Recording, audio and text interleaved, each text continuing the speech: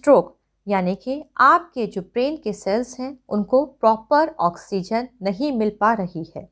अब this stroke can be ischaemic और thrombotic stroke, यानी कि जो ब्रेन की आर्टरीज हैं उसमें कोई क्लॉट या थ्रोम्बस जम गया है, जिसकी वजह से आपके ब्रेन सेल्स को प्रॉपर ब्लड सप्लाई नहीं हो पा रही है। And it can also be haemorrhagic stroke, यानी कि जो आर्टरीज हैं वो रप्चर हो गई हैं। हिमरेज की वजह से आपकी जो ब्रेन सेल्स हैं उनको प्रॉपर ऑक्सीजन नहीं मिल पा रहा है। थ्रोम्बोटिक स्ट्रोक में क्या वजह होती है? किन लोगों को ज़्यादा चांसेस होते हैं थ्रोम्बोटिक या इस्चेमिक स्ट्रोक के? और यदि किसी को क्लॉट की वजह से स्ट्रोक आया है तो उसको क्या सिम्टम्स आपको देखने को मिलेंगे, और होम्योपैथी में क्लॉट को डिज़ोल्व करने की कौन सी होम्योपैथिक दवाई हम देते हैं, ये आज अपने इस वीडियो में मैं आपसे शेयर करूंगी। तो यदि आपको वीडियो पसंद आए तो प्लीज़ उसे लाइक करें, शेयर करें। चैनल पर नए हैं तो प्लीज़ उसे सब्सक्राइब करें और नए वीडियो की जानकारी के लिए बेल आइकॉन को प्रेस करें। Welcome to my YouTube channel Niramya 7। Ischemic or thrombotic stroke happens when something causes ischemia in your brain. Means your cells are not getting enough blood, either due to clot or a thrombus in the arteries supplying the blood to the brain. यदि जो arteries जो brain को blood supply कर रही हैं उसमें clot या thrombus जम जाता है तो ब्रेन को प्रॉपर ऑक्सीजन नहीं मिल पाती है, ब्रेन सेल्स धीरे धीरे ख़त्म होने लगते हैं। अब ये थ्रोम्बोटिक स्ट्रोक या इस्चेमिक स्ट्रोक किन लोगों को ज़्यादा चांसेस होते हैं होने के? Who are at greater risk? तो people who are above 65 years of age, जो लोग 65 से ज़्यादा होते हैं, या फिर जिन लोगों को हाई कोलेस्ट्रॉल या हाई ब्लड प्रेशर की शिकायत रहती है, उन लोगों में भी ज़्यादा चांसेस होते हैं स्ट्रोक के। थर्ड, जो लोग स्मोकिंग करते हैं, निकोटीन या फिर टोबैको लेते हैं, उन लोगों में भी स्ट्रोक के ज़्यादा चांसेस होते हैं। Fourth, family history of stroke. यदि किसी को फैमिली में पहले भी स्ट्रोक आया है तो चांसेस है कि आपको भी स्ट्रोक आ सकता है। Fifth is diabetes. Type 2 diabetes also increases your chances of getting stroke. Sixth is alcohol use disorder. आप बहुत ज़्यादा अल्कोहल लेते हैं। Seventh is clotting disorder. कोई clotting disorder है। Eighth is microvascular ischemic disease. Means small blood vessels which are supplying to the brain are blocked. या फिर आपको कोई हार्ट डिफेक्ट है, जैसे एट्रियल सेप्टल डिफेक्ट या वेंट्रिकुलर सेप्टल डिफेक्ट, या फिर एट्रियल फिब्रिलेशंस के बाद भी आपको स्ट्रोक के चांसेस बढ़ जाते हैं। अब what are the symptoms of this thrombotic stroke? Symptoms of thrombotic stroke depends upon which area of the brain is affected. आपकी जो आर्टरी है जिसमें क्लॉट है वो ब्रेन के किस पार्ट को सप्लाई करती है blood? The symptoms depends upon that, but some most common symptoms are weakness or paralysis on one side of the body or on the face. आपके एक हिस्से में या तो पैरालिसिस के सिम्टम्स आएंगे या फिर आपके फेस में। सेकेंड इज़ एफेजिया, यानी कि लॉस ऑफ स्पीच भी हो सकती है या फिर आपको बोलने में डिफ़िकल्टी होगी। थर्ड इज़ ब्लरी और डबल विजन, आपकी जो दिखेगा वो एकदम से धुंधला दिखाई देने लगेगा या फिर लॉस ऑफ विजन भी हो सकता है। फोर्थ इज सडन वर्सनिंग और loss of senses. It can be vision, आपकी रोशनी चली जाए, हियरिंग, आप सुन नहीं पाए, स्मेल, आप कुछ सूंघ नहीं पाए, या फिर टेस्ट, आप कुछ टेस्ट नहीं कर पा रहे हैं। Fifth is lack of coordination, आप चलेंगे तो लड़खड़ाने लगेंगे। Sixth is nausea, vomiting, headache और कंफ्यूज्ड, आपको बहुत ज़्यादा नोज़िया हो रहा है, आपको बहुत ज़्यादा सिर में दर्द है, या फिर बहुत ज़्यादा चक्कर आ रहे हैं, या आप एकदम से गिर जाते हैं। सेवेंथ इज़ आपको सिजर्स आ रहे हैं, या फिर मूड स्विंग्स हो रहे हैं, या एकदम से मेमोरी लॉस हो जाता है। कुछ वार्निंग साइंस भी होते हैं स्ट्रोक में, जिसको हम कहते हैं B fast. B is for balance, आपका बैलेंस एकदम से बिगड़ जाएगा। E इज़ फॉर आइज़, आपका विजन लॉस हो जाएगा, आपको आंखों के सामने धुंधला दिखाई देगा या कुछ नहीं दिखाई देगा।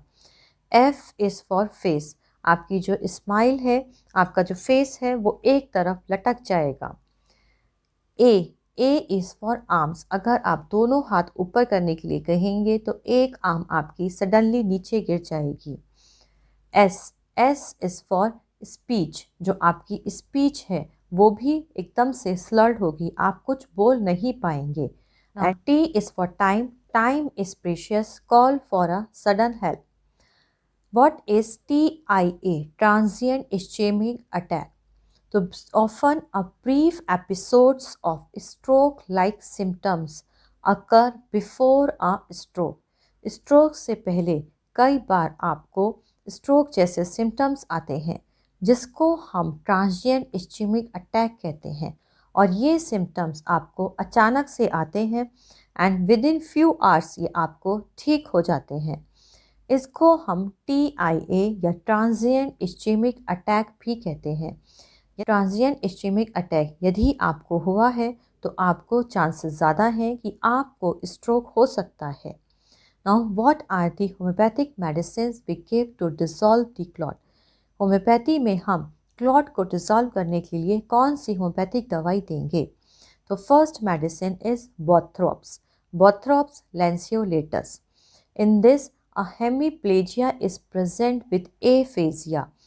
बॉडी के एक साइड में आपको पैरालिसिस जैसे सिम्टम्स आएंगे, उसके साथ साथ आप कुछ बोल नहीं पा रहे हैं। Inability to articulate is present without any affection of the tongue, tongue में कोई दिक्कत नहीं है, सिर्फ स्ट्रोक की वजह से आप प्रॉपर आर्टिकुलेट नहीं कर पा रहे हैं और बोल नहीं पा रहे हैं। तो हम बोथ्रोप्स लैंसियोलेटस देते हैं क्लॉट को डिसॉल्व करने के लिए, और ये मेडिसिन आप 30 पोटेंसी में देंगे। तो बोथ्रोप्स लैंसियोलेटस की 30 पोटेंसी की 2-2 बूंदें आप दिन में 3 बार दें। 2 बूंदें सुबह, 2 बूंदें दोपहर में और 2 बूंदें शाम को टंग पर डालें। बोथ्रोप्स लैंसियोलेटस एक बहुत ही अच्छी होम्योपैथिक दवाई है जो क्लॉट को डिसॉल्व करती है। दूसरी होम्योपैथिक दवाई जो कि क्लॉट को डिसॉल्व करती है वो है lolium temulentum. In this medicine paralysis is present with trembling of all the limbs. Paralysis के साथ साथ ट्रैम्बलिंग भी प्रेजेंट है, या loss of power is present in all the extremities. Extremities में पावर नहीं, आपको कोई भी पावर नहीं लग रही है, तब हम लोलियम टैम्युलेंटम को भी हम 30 पोटेंसी में देते हैं। ये भी जो ब्लड क्लॉट बन गया है आर्टरीज में उसको डिसॉल्व करती है। तो लोलियम टैम्युलेंटम को भी आप 30 पोटेंसी में दें और 2-2 बूंदें सुबह दोपहर शाम को दें। तो लोलियम टैम्युलेंटम की 30 पोटेंसी की भी 2-2 बूंदें आप सुबह दोपहर शाम लें। तो बोथ्रोप्स लैंसियोलेटस और लोलियम टैम्युलेंटम दोनों ही होम्योपैथिक दवाई जो आपकी आर्टरीज में जो क्लॉट बना हुआ है उसको डिसॉल्व करती है। और third homeopathic medicine is arnica. Arnica को आप 200 पोटेंसी में दें। आर्निका यदि थ्रोम्बस है तो भी बहुत अच्छा काम करेगी, और यदि हिमरेजिक है, स्ट्रोक है, तो भी बहुत अच्छा काम करती है, because it relaxes the blood vessels and increases the blood flow to the organ। किसी भी ऑर्गन में ब्लड सप्लाई को बढ़ाना। तो आर्निका को 200 पोटेंसी में आप सुबह और शाम दें। 200 पोटेंसी की 2 बूंदें आप सुबह टंग पे डालें और 200 पोटेंसी की 2 बूंदें आप शाम को अपनी टंग पर डालें। इन दवाइयों के साथ साथ आप lachesis 200, lachesis also decomposes the blood. Lachesis भी जो क्लॉट बन गया है आर्टरीज में उसको डिसॉल्व करती है। तो लेकेसिस को आप 200 पोटेंसी में दें, लेकिन लेकेसिस को हम बार बार रिपीट नहीं करते हैं। तो लेकेसिस को आप 200 पोटेंसी में 2 बूंदें हफ्ते में 1 बार लेने को बोलें। आप हफ्ते में कोई भी दिन 1 बार लेकेसिस की 2 बूंदें अपनी टंग पर डालें और उसके साथ साथ आप आर्निका 200 डेली लें, दिन में 2 बार। लोलियम टैम्युलेंटम की 30 पोटेंसी की 2-2 बूंदें आप दिन में 3 बार लें।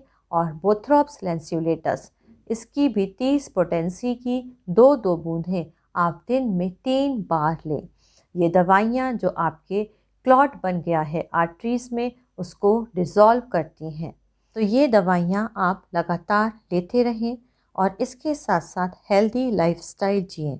अल्कोहल से दूर रहें, स्मोकिंग, टोबैको, निकोटीन ये सब चीज़ें बिल्कुल नहीं करें।